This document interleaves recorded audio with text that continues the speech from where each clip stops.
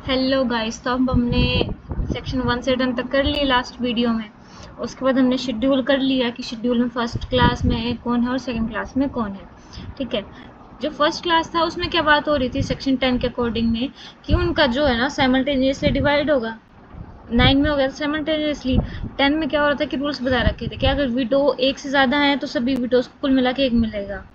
जो surviving sons and daughter है या फिर मदर स्टेट है इंटरस्टेट की, उन सभी को एक एक शेयर मिलेगा।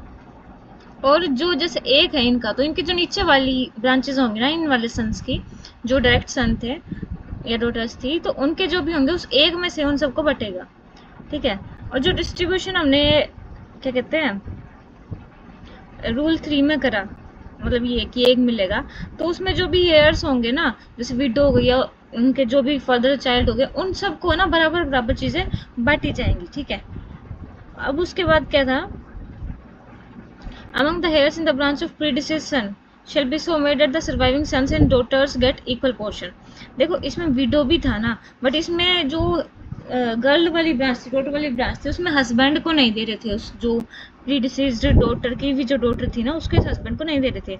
तो इसलिए कह रहे कि जो बाकी उनके सन डॉटर होंगे उनको हम इक्वल इक्वल दे देंगे। ये चीज़ आपको बेहतर तब समझ में आएगी जब आप शेड्यूल वाली वीडियो देखोगे, जिसमें मैंने प्रॉपर चार्ट के द्वारा बता रखा है कि कौन कौन इंक्लूड है, तो आपको समझ आ जाएगा। ठीक है, वो वाली वीडियो देखो भाई जाके। ठीक है, उसके बाद distribution of property among heirs to in class 2 of the schedule. Schedule 2 में क्या क्या रखा है कि जो थोड़े से मतलब ये क्लास 1 के अलावा भी लिस्ट दे रखी है जिसमें 9 एंट्रीज है। ठीक है, तो उनमें कैसे होगा कि जैसे फर्स्ट एंट्री में ही है फादर है जैसे, तो और फादर अवेलेबल है तो सारा उसको मिल जाएगा, नीचे आगे फर्दर डिवाइड नहीं होगा। इसमें तो क्या होता है 9 के उससे साइमल्टेनियसली सभी को मिल रहा था।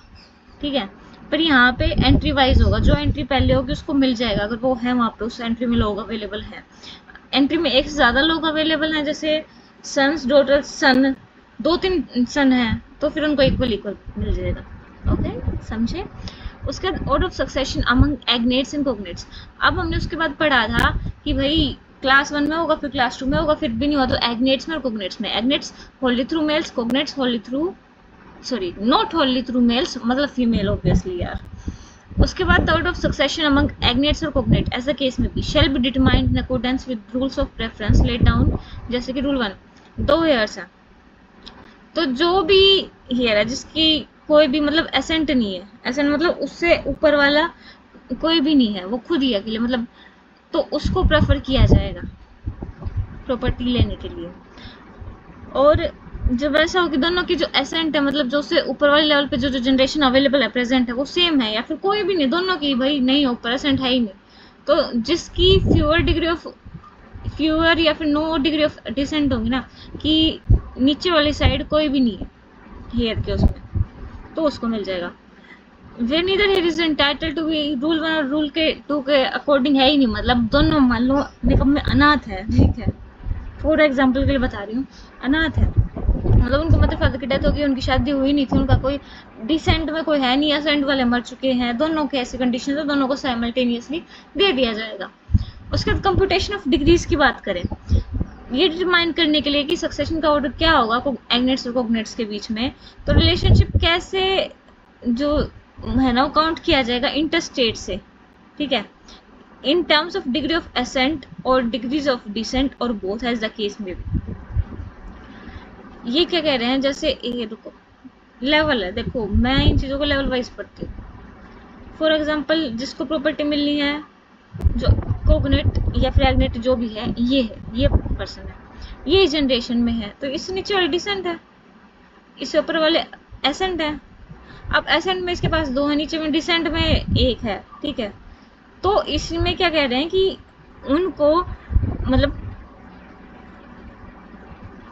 कितने ऊपर हैं और कितने नीचे हैं ये चीज़ें काउंट करी जाएंगी। ठीक है, और डिग्रीज ऑफ एसेंट और descent count computed inclusive of the intestate. जो भी है जो मरने वाला था ना, वो मान लो किसी भी तरीके से इंटरस्टेट था, मतलब कैसे भी था एग्नेट्स कोग्नेट्स में, तो उसकी भी इंक्लूड किया जाएगा। ठीक है, डिग्री काउंट करते टाइम। उसके बाद एवरी जनरेशन कंस्टिट्यूट डिग्री इधर असेंडिंग और डिसेंडिंग, हर एक लेवल एक डिग्री का बनता है। मतलब एक तरीके से डिग्री को हम यहाँ यूनिट कह सकते हैं कि ये पहले वाले था, कोई प्रेजेंट नहीं था। समझ रहे हो? समझ नहीं आया तो कमेंट में डालो, फिर इसको आसान तरीके से और समझने की कोशिश करेंगे। उसके बाद section 14, property for female Hindu to be her absolute property. कोई भी प्रॉपर्टी जो पोजेस कर ली एक फीमेल हिंदू ने, चाहे वो इस एक्ट के आने से पहले उसके पास आ चुकी थी या बाद में आई है, उसकी होगी जैसे कि वो फुल ओनर है और ना कि लिमिटेड ओनर। अच्छा, अब लिमिटेड ओनर से हमारा क्या तात्पर्य है, क्या मतलब है?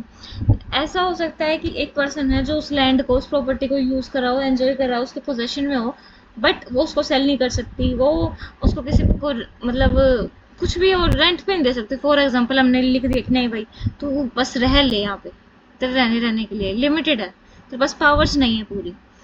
अगर ओनर है तो ओनर में क्या होता है, full bundle of rights and duties, liabilities, पूरा बंडल आता है उसके पास, ठीक है। तो वो चीज नहीं है।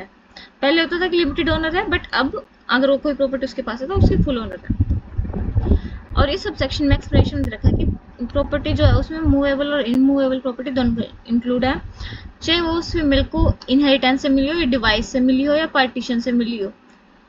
क्या मतलब है? इनहेरिटेंस जो एंसेस्ट्रल प्रॉपर्टी थी, डिवाइस मतलब जो डिवोल्यूशन हो गया, प्रॉपर्टी मिली, जैसे किसी की प्राइवेट प्रॉपर्टी थी, उसका इंटरस्टेट था तो फिर वो नीचे डिवोल्व हो गई। उसके बाद पार्टीशन से भाई बहन थे आपस में, प्रॉपर्टी का बंटवारा किया उन्होंने, ठीक है। या फिर मेंटेनेंस या फिर एरियर्स ऑफ मेंटेनेंस है, या फिर किसी के द्वारा गिफ्ट दिया गया उस प्रॉपर्टी का, चाहे देने वाला रिलेटिव है, संबंधी है या नहीं है, चाहे उसकी शादी से पहले है, शादी के टाइम है, शादी के बाद है, ठीक है।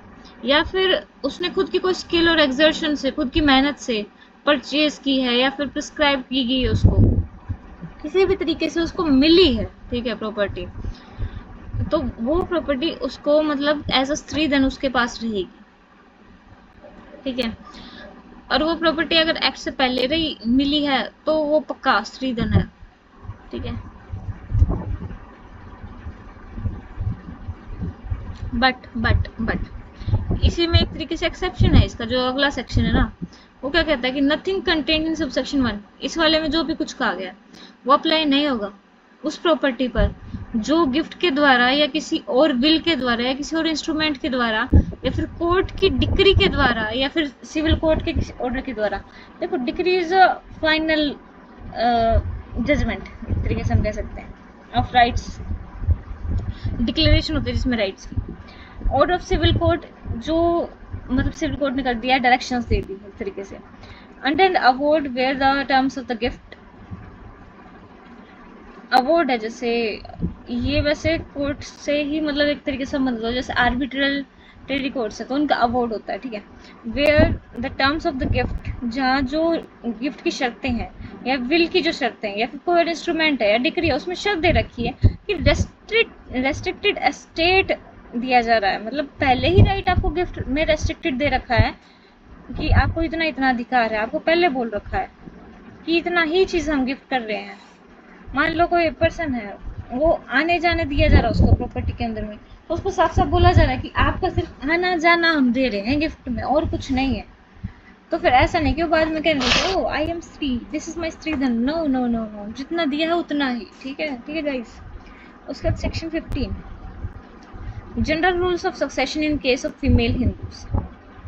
फीमेल हिंदूज का जो हमने अभी तक पढ़े थे वो मेल का था, मेल हिंदूज का कैसे सक्सेशन हो रहा था उनकी प्रॉपर्टी का। जो प्रॉपर्टी फीमेल हिंदू की जो इंटरस्टेट मर गई और डिवॉल्व कैसे होगी, सेक्शन 16 के अकॉर्डिंग होगी। बट कुछ बातें हैं। सबसे पहले तो सन एंड डॉटर्स जो होंगे उनको उन पे, और हस्बैंड एंड है वो, और ऑप्शन ही एंड, और इसमें उनके चिल्ड्रन दिया गए, ठीक है। Secondly upon the heirs of the husband आ गया। एक और चीज है जो साउथ इंडियन वाले लोग थे ना, साउथ इंडियन में क्या होता है कि जो हेयर्स ऑफ हस्बैंड है ना उनको लास्ट में रखा जाता है, और जो खुद के उस लड़की के हेयर्स हैं या फिर उनके माता पिता के हैं उनको पहले रखा जाता है। बट जनरल जो हिंदू लोग है उसमें पहले हस्बैंड के हेयर्स को दी जाती है प्रॉपर्टी। या फिर हम ये कह लें जो प्रॉपर्टी का सोर्स था ना, जैसे कोई भी नहीं होता मतलब एज सच लीगल हेयर, तो जो प्रॉपर्टी का सोर्स था जहाँ से वो मिली थी, फिर देने वाले की डिसेंड में चली जाती है प्रॉपर्टी, और अब हम आगे देखेंगे। Thirdly, upon the mother and father. Fourthly, upon the heirs of the father. And fifthly, upon the heirs of the mother. ठीक हो गया। Notwithstanding anything contained in subsection now, subsection में कुछ भी कहो भाई, कोई भी प्रॉपर्टी जो फीमेल हिंदू ने ली उसकी माता से या उसके पिता से, अगर उसका कोई सन डॉटर नहीं है, इंक्लूडिंग कि उनके जो सन डॉटर अगर डेथ हो गई तो उनके भी सन डॉटर नहीं है जो नीचे वाले लेवल तक, तो जो प्रॉपर्टी है ना वो ऐसा नहीं है कि उसके हस्बैंड के या फिर किसी और पर्सन के हेयर्स में चली जाएगी, वो जो उसके फादर की हेयर्स है, मतलब माने उसका भाई या उसका पोता, उनके जो फादर थे, तो उनके पास जाएगी प्रॉपर्टी, अगर उसने वो प्रॉपर्टी फादर से इनहेरिट करी है, ठीक है, या मदर से की है तो भी फादर के में जाएगी। ओके,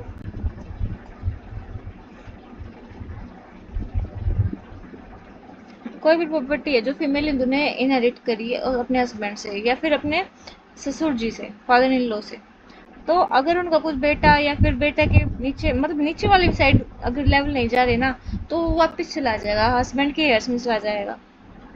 ठीक है, इसका बेस्ट एग्जांपल क्या हो सकता है? फॉर एग्जांपल, हस्बैंड है, हस्बैंड की पहले शादी हो रखी थी, वहाँ से 2-3 बच्चे हैं, सेकंड शादी हुई, ठीक है, अब उसके बाद जो सेकंड शादी में होने के बाद जो वाइफ थी ना, जो अब विडो हो गई, उसको प्रॉपर्टी मिली, इनहेरिटेंस हुआ, ठीक है, अब जैसे वो विडो भी मर गई तो फिर और उसका कोई सन डिसीज सन वगैरह कुछ नहीं है, तो एक तो हम ये सोच सकते हैं भाई उसकी लाइन में चलेगी, उसके घर वाले उसके मायके वाले रख लेंगे, नहीं, जो भी हस्बैंड के जो हेयर्स थे ना उनको मिलेगी वो प्रॉपर्टी, जो पहले वाली से पीछे 2-3 बच्चे हो रखे थे उनको मिल जाएगी। स्टेट अमेंडमेंट हम नहीं पढ़ना। उसके बाद section 16, order of succession and manner of distribution among hairs of the female Hindu. Succession का क्या ऑर्डर रहेगा, क्या क्रम रहेगा और क्या तरीका होगा हेयर्स के बीच में बंटवारा करने का?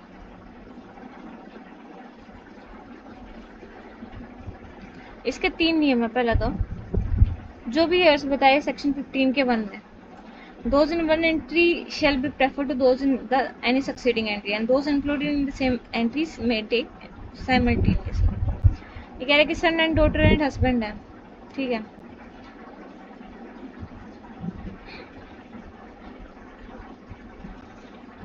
इफ कोई भी सन या डॉटर है जिसका प्री डिसीज्ड, क्या, if any son or daughters of the intestate had predeceased the intestate leaving his or her child alive at the time of intestate's death, children of such son or daughter shall take the share between them with son। एक था ना, तो उनके जो नीचे वाले होंगे ना, तो उस एक में से ही उनका बंटवारा होगा। 3 है तो 1/3 ही होगा, 3 हिस्से हो जाएंगे उसका, यूँ नहीं है कि सबको एक एक एक इस टाइप से। तो the devolution of the property of the intestate on the heirs refer to in clause B, D and E of इसलिए ये सेक्शन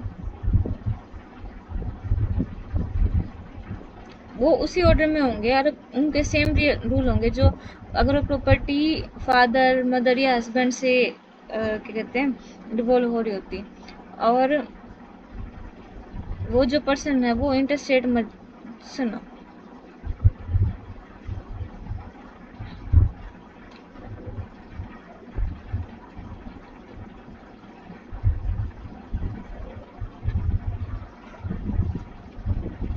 जैसे वो पर्सन इंटरस्टेट मर गया होता तो इमिडिएटली आफ्टर इंटरस्टेट की डेथ के बाद जैसे बढ़ती है वो उन्हीं नियमों के आधार पर फादर मदर या हस्बैंड के केस में जैसे इंटरस्टेट का डिवोल्यूशन होता है उसी सेम तरीके से होगा।